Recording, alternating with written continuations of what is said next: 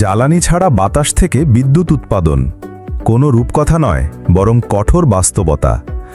এই শক্তিটারে আমরা সুইচের মাধ্যমে আমি প্রথমত এটা চেক করে সেখানে আমি বিদ্যুৎ পাই এবং খুব লভ্য শক্তিতে হাওয়া উৎপাদন করতে পারি এবং সেই হাওয়াটাকে আমরা যদি পানিতে ব্যবহার করি সেটা অনেক শক্তিশালী হয়। বরগুনার এক অদম্য যুবক মনিরুদ্দিনের ৮ বছরের অক্লান্ত পরিশ্রম আর ৫০ বারেরও বেশি ব্যর্থতার পর লেখা এক অবিশ্বাস্য সফলতার গল্প।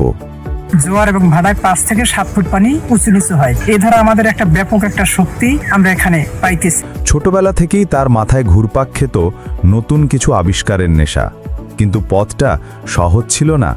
স্থানীয়রা তাকে নিয়ে হাসি ঠাট্টা করত, কেউ কেউ বলতো পাগল, কিন্তু তিনি হার মানেননি। দীর্ঘ ৮ বছরের গবেষণায় তিনি তৈরি করেছেন এই বিশেষ টারবাইন। মেশিনটি দেখতে সাধারণ হলেও এর কার্যক্ষমতা অসাধারণ। একটি শক্তিশালী ব্লোয়ারের মাধ্যমে তৈরি হওয়া বাতাসের চাপকে কাজে লাগিয়ে তিনি ঘোরান এই ওয়াটার টারবাইন।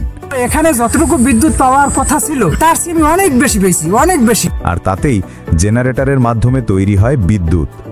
মনিরুদ্দিনের নিজের মুখেই শুনুন।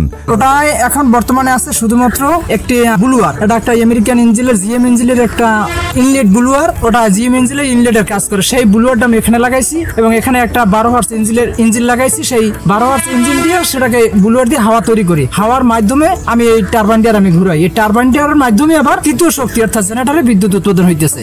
তার এই উদ্ভাবন শুধু নিজের বাড়ি আলোকিত করছে না, বরং জ্বালানি সংকটের এই সময়ে নবায়নযোগ্য শক্তির এক নতুন দিগন্ত উন্মোচন করেছে।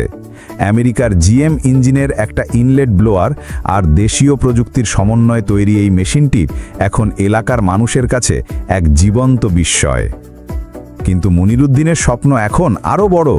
তিনি একাই ব্যয়বহুল প্রকল্পকে এগিয়ে নিতে পারছেন না, তার প্রয়োজন সরকারি পৃষ্ঠপোষকতা।